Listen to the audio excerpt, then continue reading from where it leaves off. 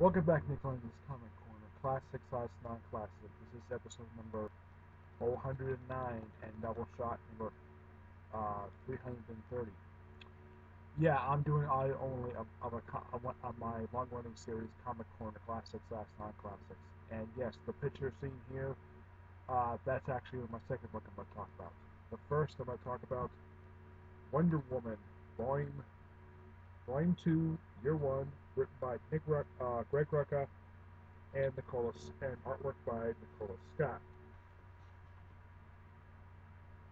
with Melos Evely doing the interlude issue. Now, simply put, this is the even number issues, because we're collecting issues Wonder Woman Volume 5, issues 2, 4, 6, 8, 10, 12, and 14. Now, simply put, this trade is simply put basically like Wonder Woman's like technically her year one.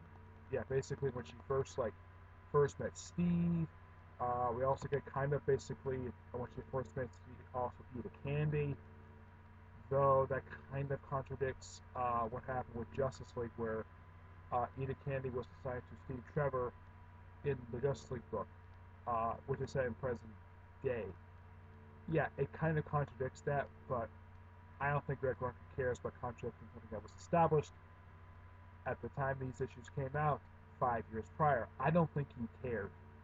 And from what I've heard from Nicola Scott, is that previously, just before she was assigned to do Wonder Woman, she was doing the series Black Magic, but because she basically was asked to do the Year One story, she agreed to do it. But, and this is according to what Link Sharp told me, she agreed just to 6 issues and go back to doing Black Magic, which is kind of what happened.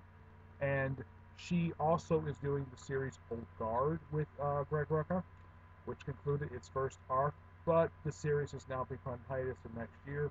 Black Magic just recently resumed publishing after almost a year of not publishing a single issue. We also get kind of basically Wonder Woman's first meeting with Barbara Minerva, aka the Cheetah. Well, this is before she became the Cheetah, and the interlude issue kind of basically, it's kind of her retcon backstory in a way. She's not as evil as she once was. She's a lot more nicer of a person, and Greg Rucka basically develops this really well. And it does loosely tie into what goes on with the story, The Lies. Simply put, the other story he was working on at this point. Yeah. And this is only the second of, I think, 5 books that collect Greg Rucka's 25-issue run for Wonder Woman, because his run just recently wrapped up. Next is going to be a 5-parter, which is going to be a different creative team. And then James Robinson is going to take over the book, which I'm looking forward to that. James Robinson is my favorite writer, so I'm definitely looking forward to it. Rucka himself is also my favorite writer, too. I actually met him at MegCon Orlando, and I really enjoy his work. It was a pleasure to meet the guy. So, yeah. So, the Wonder Woman book basically has got great artwork, great writing. Yeah, it's basically Wonder Woman, like, as soon as she basically just comes to man's world, and of course she's wearing her new rebirth costume. And of course, like I said with the Cheetah, same thing with Cheetah. Yeah, Greg Rucka doesn't care the fact this was not her attire she was wearing when she first showed up in this universe. Yep, just doesn't care. Because one thing about Rebirth is basically refreshing stuff and sort of integrating stuff from the pre-Flashpoint universe into the current universe. Um, the stories in here, the issues in here are really, really good. And basically, Wonder Woman also fights Ares. And the design for Ares is basically based upon the George Perez version, the blue armor with him hiding his face in the helmet, giant helmet. Which, by the way, this look was also used for the Wonder Woman film. I won't spoil exactly who Ares' civilian identity is. Yeah, I will not spoil that at all. For people who have not seen Wonder Woman, yes, it came out last month, but I'm not going to spoil who it is. It's actually a bit of a surprise. Um, yeah, unlike with the reveal of the Mandarin, basically that reveal makes a lot more sense. But anyways, year one is good, and I give the book a 9.5 out of 10. Greg Rucka does a great job. Nicola Scott, basically, this is actually the first piece of work I've actually reviewed from Nicola Scott. And I gotta say, she's a damn good artist. Yes, she is. Is there anything else I want to say about this book? Uh, nope. Not really. Basically, um, the whole thing of Wonder Woman fighting Steve Trevor, yeah, it's basically been retold several times over the years of her finding him and then using missile plane to land on, and of course this final land on a beach. Of course she's briefly taken in jail. Now she kind of loosely speaks English, but mostly she speaks ancient Greek, but it wasn't as heavy as it was during Joy Perez run. But at least gotta praise Greg Rucka basically for not having this gone for too long. Heck, she even briefly was put in a rig. And the only reason why she didn't break out because she wanted to prove that she is not a threat to anybody at all. So yeah, Wonder Woman Year 1 is good. Next, of course, is Justice League, Volume 2 Outbreak. Written by Brian Hitch. Yay, Brian Hitch. A guy basically everybody wants him to stop writing frickin' Justice League. With artwork by Neil Edwards, Jesus Moreno, Matthew Clark, and Tom Derrick. Tony Estino does the artwork with Sergio Ferreira and Tamu Mori. Mm-hmm. Yeah. This collects issues 6 through 11 of Justice League Volume 3. Um, yeah. Simply put, first it kind of starts off with uh, two standalone issues of just basically some kind of virus break. Now it's two loosely connected ones. The Outbreak name doesn't start until issue. Basically, it starts off with a quick little two-parter. Um, the artwork is actually really good in here. That's one of the high points. Justice League is basically the highest point. Is the artwork. The writing, of course, is not very good. Of course, the first issue here just they are going on a date with Jessica Cruz. Yep, the female Green Lantern. Yeah, which by the way, this relationship is referenced in the pages of the Flash. As one of Barry's many relationships he's had in the current continuity, though now he's with Iris. And of course, they also have Superman in here, um, going nuts basically when he's sitting down with his family, or sitting down with his wife. And so basically, he decides to go. Basically, at the end of the first issue, he decides to go kill Batman. And he goes fights in the Batcave, and it's a brief fight, but yeah, there's kind of really no reason for this at all. Yeah, but and of course you have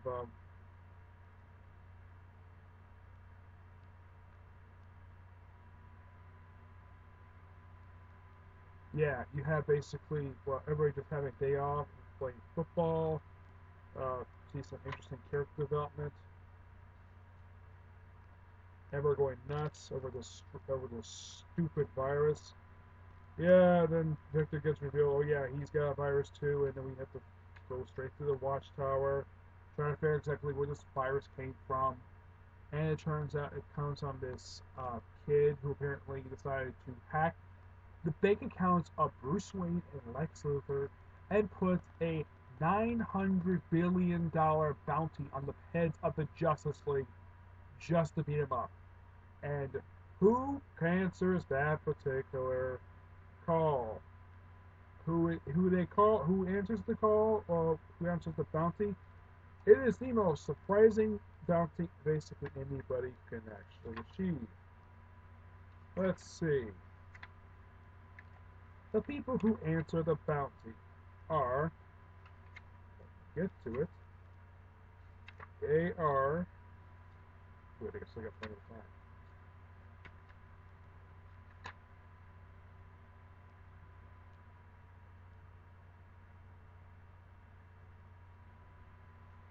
Let's see.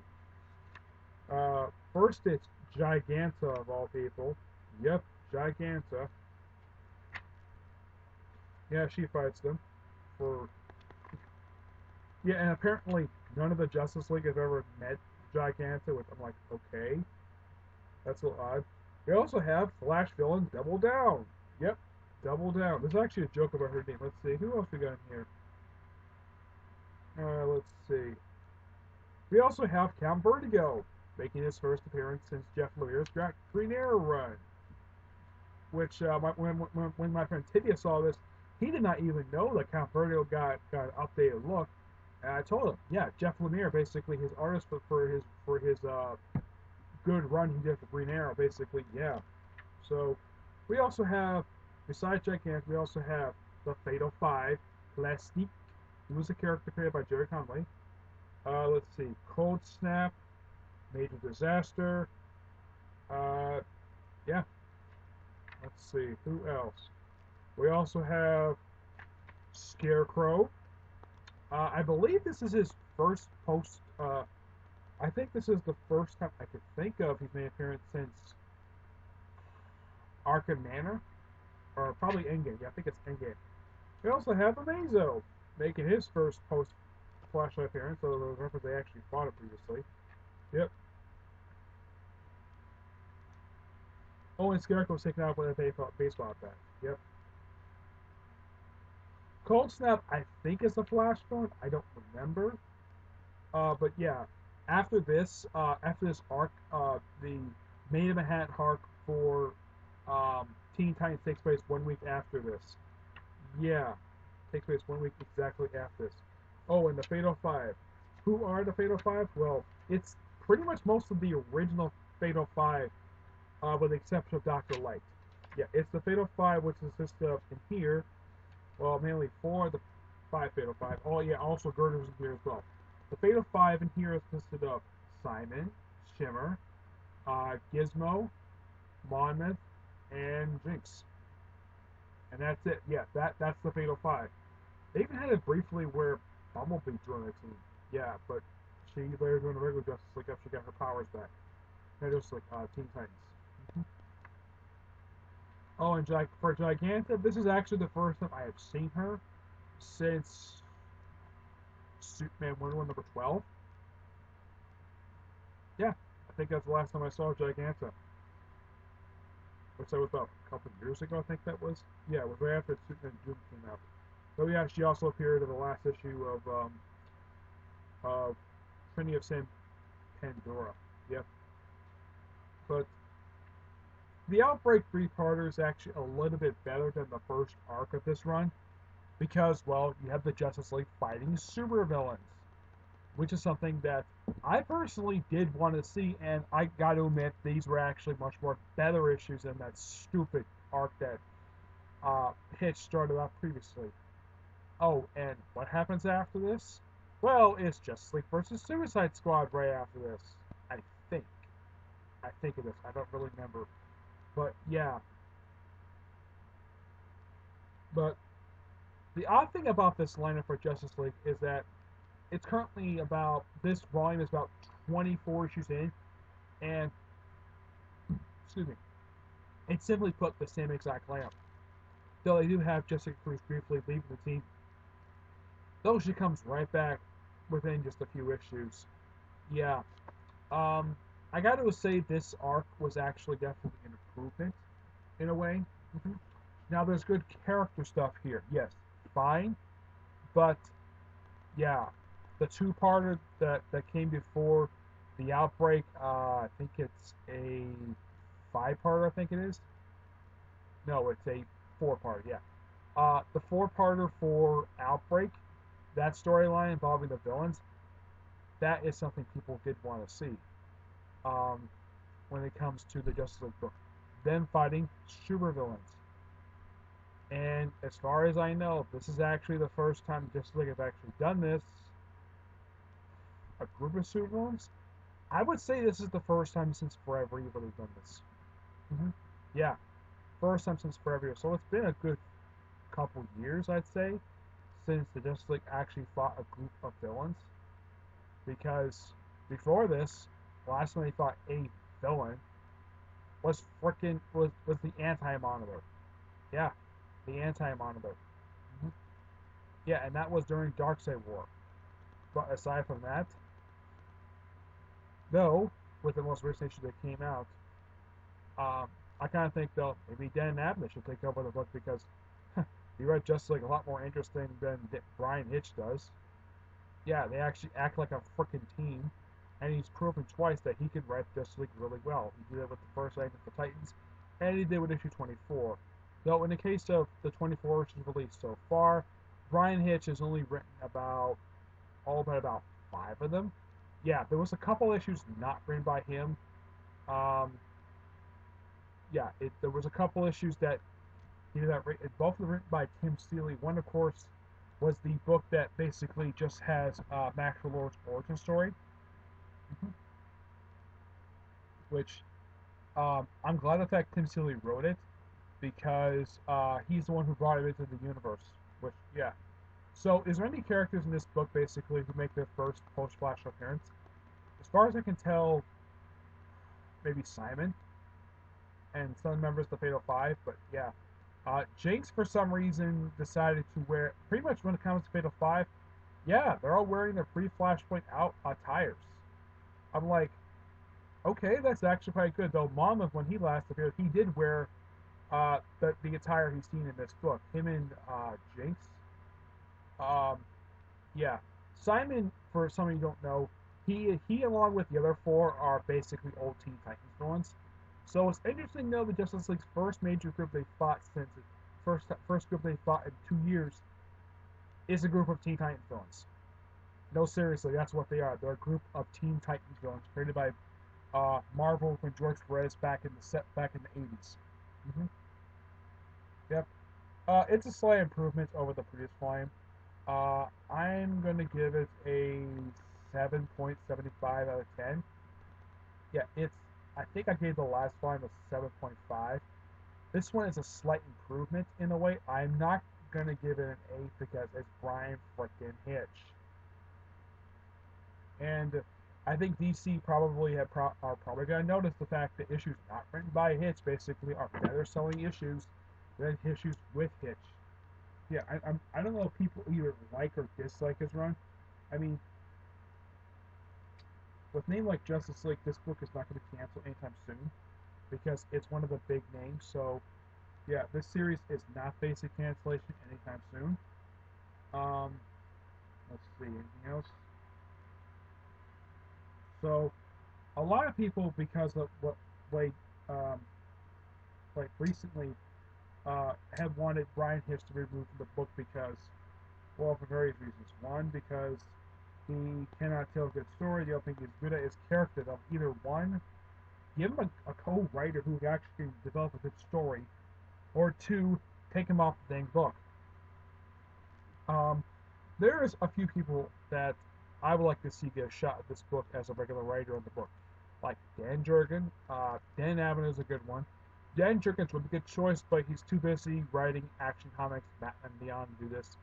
Abnett could do this, but he's writing Titans and Aquaman.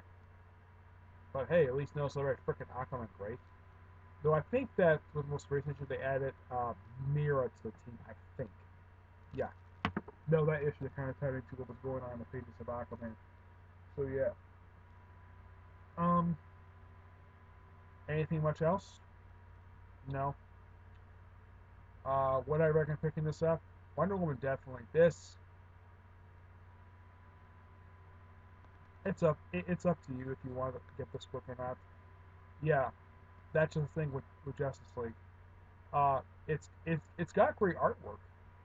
It's got good character development by Brian Hitch, but he's good at character stuff. But when it comes to developing an actual story, he frickin' sucks at it. And seriously, DC, take Hitch off the damn book. Yeah, issues without him basically are a lot frickin' better.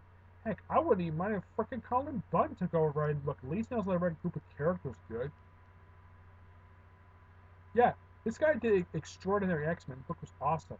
Yeah, so that's it for this episode. Stay tuned for episode uh, three, uh, 410 and 341. Okay? Until then, I will see you there. Bye.